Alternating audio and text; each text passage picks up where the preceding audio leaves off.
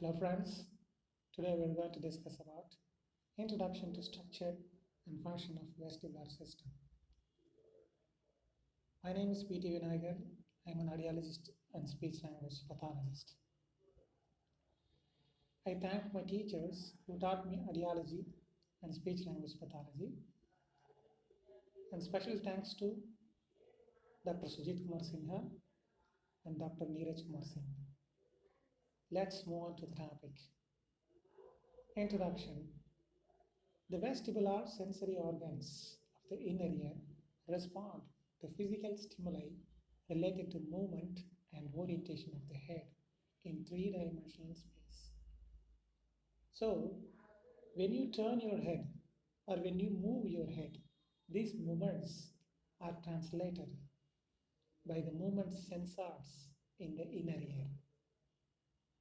In three-dimensional space, whatever the degree, the 360-degree movement of your head is coded or translated by the vestibular system, which is the part of the inner ear dedicated to translate these movements.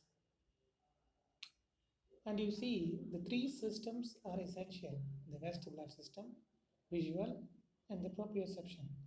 These three systems work together to maintain the posture and equilibrium. So the major role of the vestibular system is to maintain the posture and equilibrium.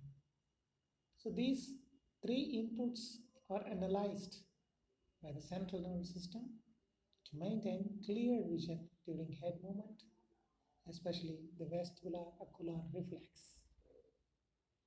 and to control muscles to maintain body posture using the vestibular spinal reflex and sense of orientation with respect to environment.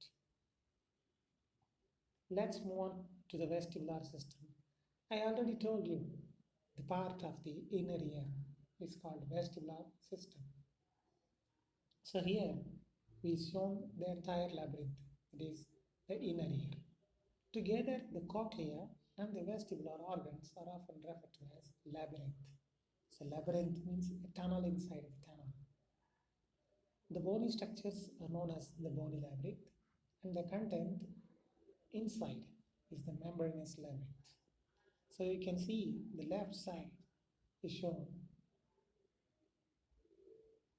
the bony labyrinth, whereas in the right it is the membranous labyrinth. So together it's morphologically a single complex. That means the bony labyrinth, inside the bony labyrinth we found the membranous labyrinth. So you can see the cochlea, vestibule, and the three semicircular canals. So the osseous labyrinth, the bony labyrinth, is divided into semicircular canals and vestibule and cochlea. So you know the cochlea is more in the anterior region, that is towards our belly. So when you go posteriorly, you found vestibule, that is your saccule and utricle, whereas you go beyond further posteriorly, you found semicircular canals. So now you can understand the vestibule and the semicircular canals are responsible for the posture and balance, whereas the cochlea is solely responsible for hearing. So now we found the orientation of the inner ear, that is, it is from antero-posterior orientation. That is, you found the cochlea in the anterior region, whereas the semicircular canal in posterior region.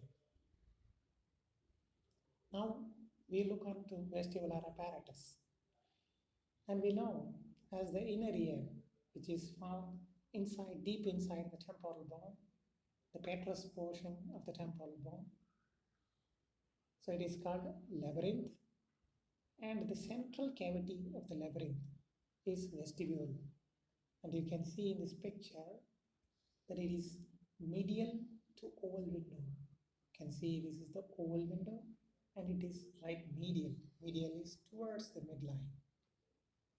And you can see the anterior region is cochlea, whereas the posterior one is the semicircular canals, the three semicircular canals, and in the midline you found the vestibule, that is utricle, and the saccule forms the vestibule.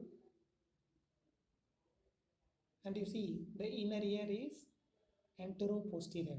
Previously I told it is in an orientation of antero-posterior, where the anteriorly the cochlea is situated, whereas the posteriorly the semicircular canals are located.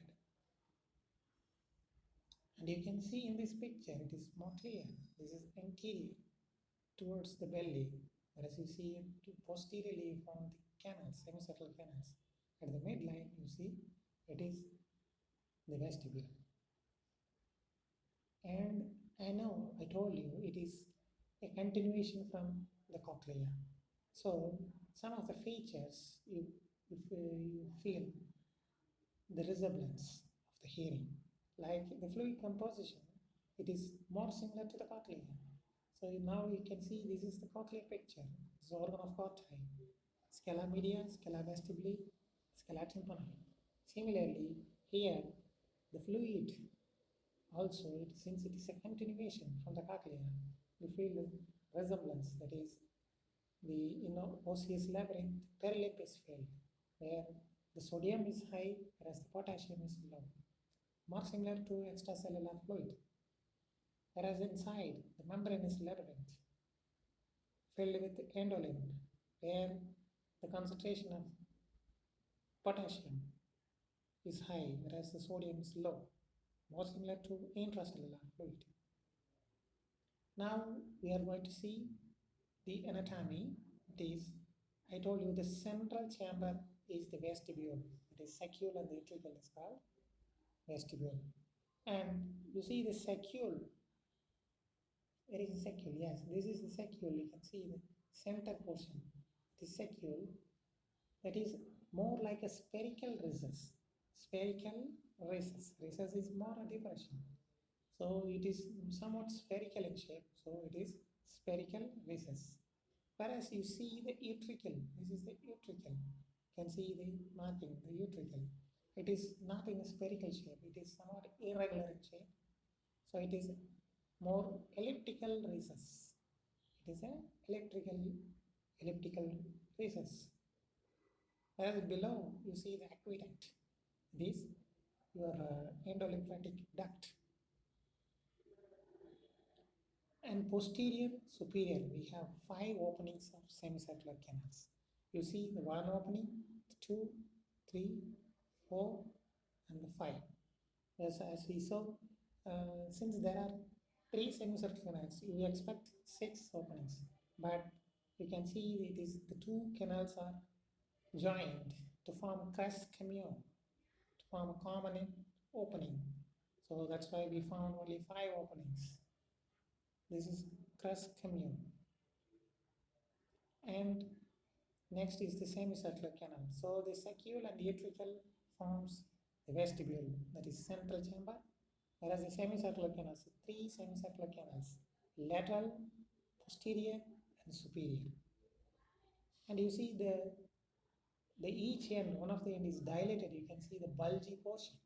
So one of the end of each semicircular canal is dilated or bulgy. That is called ampullated end. Whereas in the crest commune, it is non-ampullated. Non-ampullated end forms the crest commune. The posterior and the superior canal forms the crest commune, the common opening, which is non-ampullated.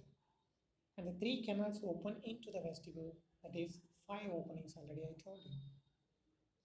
So now saccule is majorly responsible for linear acceleration, whereas utricle is responsible for gravitational force. And the semicircular canals are angular acceleration.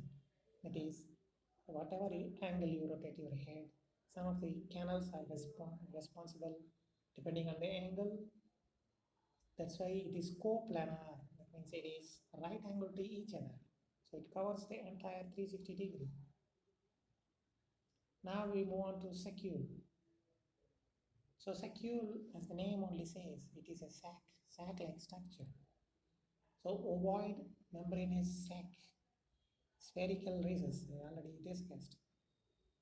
So it is near adjacent to the base of the cochlea. You can see this is the saccule, this is the base of the cochlea, and this is the apex. So it is adjacent to the base of the cochlea. This is spherical axis, the saccule. So it is more nearer to the base of the cochlea. So it is adjacent to the base of the cochlea, connected by narrow tube, ductus reunions. This is very, very important. The ductus reunions, you can see where it is there. I found it. Membrane is ductus reunions. Here is the ductus reunions forms with connecting the saccule. So here you can see this is ductus reunions. So the small, so it is connected to the saccule using the narrow tube ductus reunions, and connected to utricle by saccule duct. That is, from the saccule you can see there is the tube going up by saccule duct from the utricle, then endolymphatic duct, endolymphatic sac. You see, this is utricle and this is saccule. You see from the utricle there is a opening, whereas from the saccule it is joined and it is going to the ductus endolymphaticus, that is endolymphatic duct. Then later it will go to endolymphatic sac. Then now we are looking inside the saccule. What is there inside the saccule? The sensory neuroepithelia, it is macula. So the sensory neuroepithelium of the saccule is the macula, the sensory organ. It is going to produce the depolarization. It is going to actually convert into electrical signal. So macula is the sensory neuroepithelium of saccule. And for utricle also there is macula. Oriented predominantly in vertical plane. I told you it is majorly responsible for linear acceleration.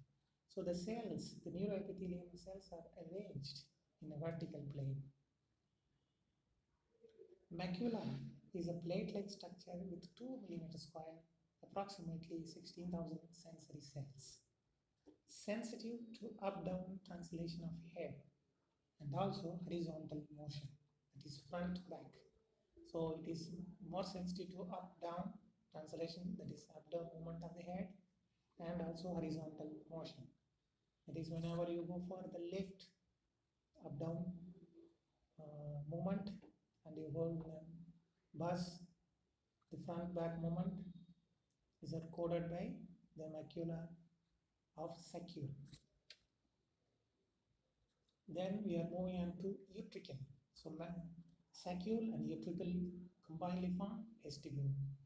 Now we are moving to posteriorly. That is, this is utricle, UT. You see UT. This is utricle, whereas this one is saccule.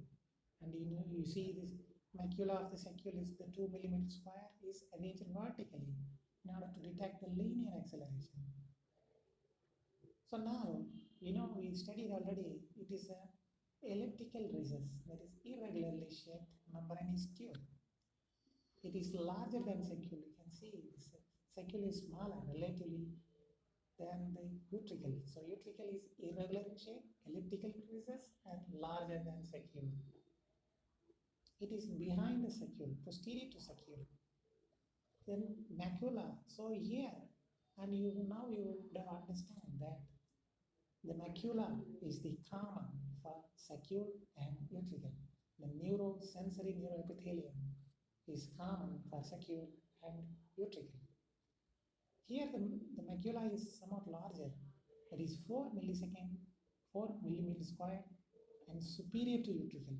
You see the topmost portion of the utricle, you found the macula, that is sensory epithelium, approximately containing 31,000 receptor cells. And you can see it is horizontally oriented, whereas the macula of the saccule is vertically oriented, because it has to detect the horizontal moment, it is gravitational moment. Now we are moving on to the posterior most portion, that is our semicircular ducts or semicircular canals. We have 3 semicircular canals in each ear, or thin curved tubes that are attached to utricle and open into it. So all the 3 semicircular canals will open into utricle. You see this canal is open into utricle, and this semicircular canal is open into utricle, and this also open into utricle. So all the 3 canals open into it, that is utricle, and it is a right angle to each other. This is very, very important because it is somewhere you study coplanar. That means right angle to each other, 90 degree. You see the 3 semicircular canals: superior semicircular canal or anterior vertical, then inferior semicircular canal, it is towards downwards, then lateral semicircular canal, that is away from the midline. You can see always when you see the C shape is always the lateral semicircular canal. See this one pointing away from midline is lateral, whereas superior and posterior semicircular canal. So these 3 semicircular canals, and you see one end is dilated called ampulla. You can see here A. So this is one end, and this other end of the canal is dilated. You see it is bulged because it is called ampulla. It is ampulla. One end of the semicircular canal is dilated, that is ampulla. But other end is non-ampullated ends forms the crus canal we already discussed. So one end is ampullated, and you see the other end is non-ampullated. The 2 semicircular canals will commonly open into utricle, that is crus commune we already studied, which is non-ampullated, whereas other 3 openings are ampullated. 1, 2, 3. Here C. This one is ampullated. So we have 5 openings into the utricle. There is 1, 2, 3, 4, and 5. So totally we have 5 openings into the utricle. Now we are actually moving on to the what is inside the ampulla. So previously we discussed in the saccule and the utricle, macula is the sensory organ, whereas here inside the ampulla, dilated end, we found the sensory epithelium, that is Crista. So since it is inside the ampulla, we call it as Crista ampullaris, that is the sensory neuroepithelium, which is responsible to produce depolarization. It is less than 1 millimeter square and contain 7,000 sensory cells. Now we are actually looking into the neuroepithelia, the structure of the neuroepithelia inside the macula. Sensory receptors of the macular organs and semicircular canals have similar structural organization. So we found these cells, structurally it is more similar in the macular organs, that is utricle and saccule, and also in semicircular we found semicircular canals, we found the similar structural organization. That is, the organization, the structures are more similar because in all the 3 hair cells are responsible. So we found sensory cells of single layer hair cells. So we found single layer of hair cells. So the 2 types of cilia, that is stereocilia and kinocilia, I already told you some of the resemblance like cochlea. So here also hair cells plays a major role. And we know the 2 types of cilia, stereocilia, that is varied in heights, and you see the tallest stereocilia is kinocilia, more similar to your cochlea. Both cilia projected into gelatinous sheath. You see here, you can able to visualize there is the tallest stereocilia and the other stereocilia, it is kinocilium and other stereocilia. It is projected on to the top of the gelatinous membrane. So it is projected to the outside, the top of the stereocilia. We have gelatinous sheet, gel. Gelatinous is gel. A gel like sheet is blanket is covered. Above the sheet, there are mass of tiny crystals. This is very, very important. The mass of calcium crystals, you see this, the round crystals like the crystal sugars. So it is called otoconia, and it is 3 times dense as the endolymph. This is very, very important because as we know, here it is majorly responsible for gravitational force, right? So these calcium crystals account for this gravity. Under the influence of gravitational force or linear head moment, this we are talking about Saccule, right? The otoconial membrane undergoes minute shifts in position of the macular surface, thereby deflecting the cilia or on the underlying sensory cells. So, due to the gravitational force, there is accelerated, it is moved, so it is depolarization of hair cells occur. It is more like our hearing. The top of the stereocilia is open, all the channels, the chemicals, neurotransmitter release, depolarization is more similar to our cochlea. Now we are coming to the end that arrangement of sensory cells in macula. Each macula is divided into 2 areas. I told you in the saccule, I told you that it is horizontal, the front back, and the top down portion also inward. See here, it is more front and back. So half of the portion is for oriented in one direction, whereas the other half is oriented in other direction. So the sensory cells are arranged in a manner in saccule. Whereas in utricle, you see some of the hair cells portion are directing downwards, whereas some of them are upwards. So here, hair cells are oppositely arranged. So here you see the arrow marks showing the orientation of the opposite sides. Displacement of the otoconial membrane, one half excited and the other half inhibited. This is very, very important. We have to remember that when you are studying vestibular system, the excitation and inhibition. So always you have to balance one ear, the other ear. So anywhere you see one ear is excited and so other side usually inhibition. You are always talking about the balance. So here in Crista ampullaris, that is in semicircular canals, it is in one direction, whereas in the utricle and macula, utricle and saccule, it is oppositely arranged. The hair cells are oppositely arranged. Now we studied about the macula, utricle, the sensory organs inside the utricle and saccule. Now we are moving on to semicircular canals. We are looking inside the ampulla, that is Crista ampullaris, is majorly responsible for depolarization. In ampulla, the semicircular ducts, the cupula. See here again a new term is introduced. Cupula. Cupula means it's a cup-like structure. You see it's also a gelatinous mass that rests on the crista and extends to the opposite wall of the ampulla, thereby closing off the opening between the semicircular duct and the utricle.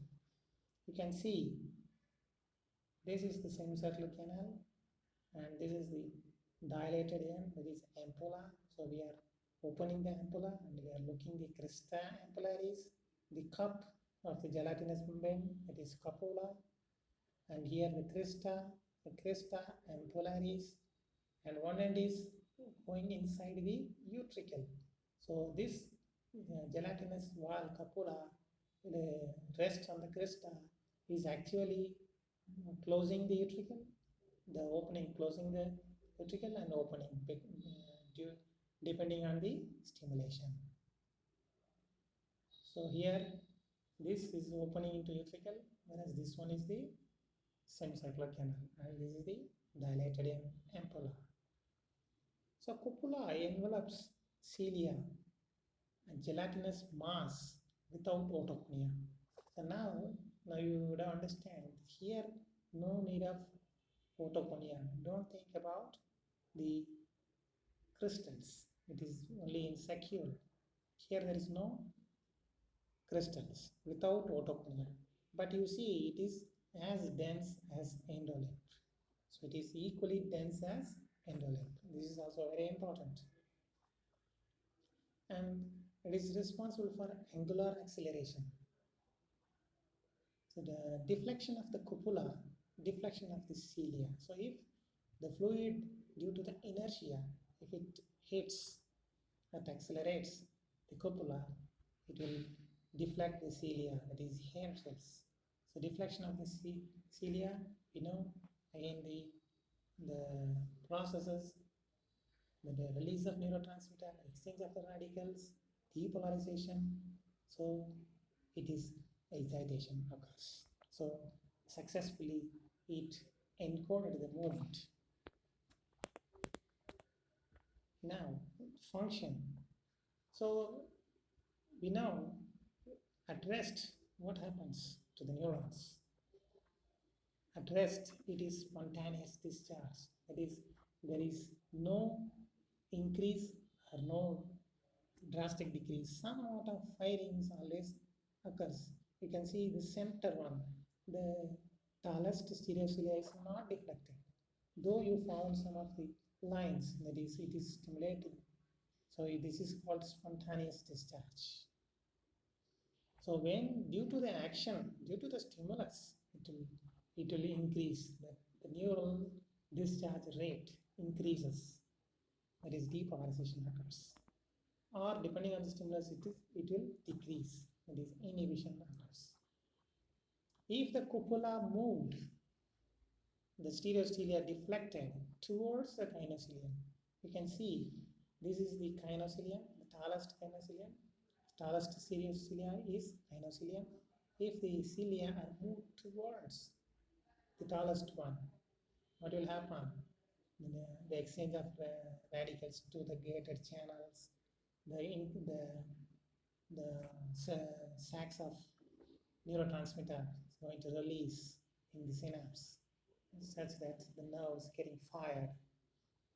So depolarization occurs. You can see the increase in the neural discharge rate. So excitation occurs. So this is the hair cell and this is the neuron synapse. So this is the receptor potential. So here the action potential is generated. So here it is excitation occurs. Whereas if the cupola moved, stereocilia deflected away from the kinocilium. You can see here this portion. So the hair cells, the cilia are deflected away from the tallest kinocilium. So it is away from the tallest kinocilium. What will happen? Hyperpolarization occurs. That is, you can see the reduction of the neural discharge rate. So it is the inhibition. So spontaneously, you have spontaneous discharge. Due to the action, if it is towards the kinocilium, depolarization, increase in neural rate. Whereas if it is away from the kinocilium, decreases, the neural discharge rate decreases, it is hyperpolarization. Then we are moving into utriculopetal and utriculofugal. So as the name only says, it is something related to utricle. So what will happen in the utricle? In the lateral canal. So utricle, do you remember? It is like a irregular shaped elliptical process. That is utricle. The 5 openings of the semicircular canal which will lead to inside utricle. So in the lateral canal is the C-shaped, I told you, it is away from the midline. Cells are said to be oriented in such a way that the kinocilia face the utricle. So here the cells are placed, that is, it is facing the utricle. Cells facing the utricle. If the head moves so as to displace the lateral cupola towards the utricle. So towards the utricle, it is utriculopetal. utriculopetal deflection, that is towards the kinocilia, talus kinocilia, depolarization occurs. Whereas copula deflected away from the utricle, it is called utriculofugal, and it will hyperpolarize the hair cells, resulting in reduction of neural discharge, that is inhibition.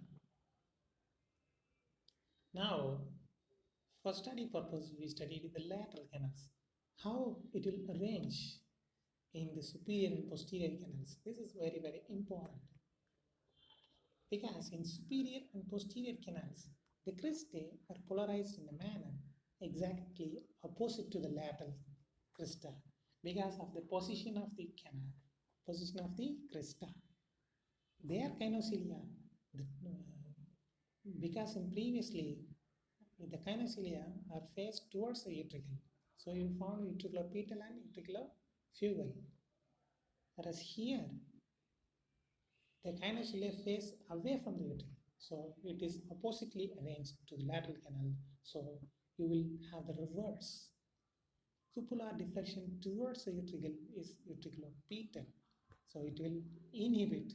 There it is, utriculopetal is depolarizing, exciting, so it will increase the neural discharge, whereas here it will decrease, inhibition. Utriculopetal will lead to inhibition, whereas cupular deflection away from the utricle, that is utriculofugal, will excite. So it is completely opposite to the lateral mechanism. So we'll come to the end of the presentation.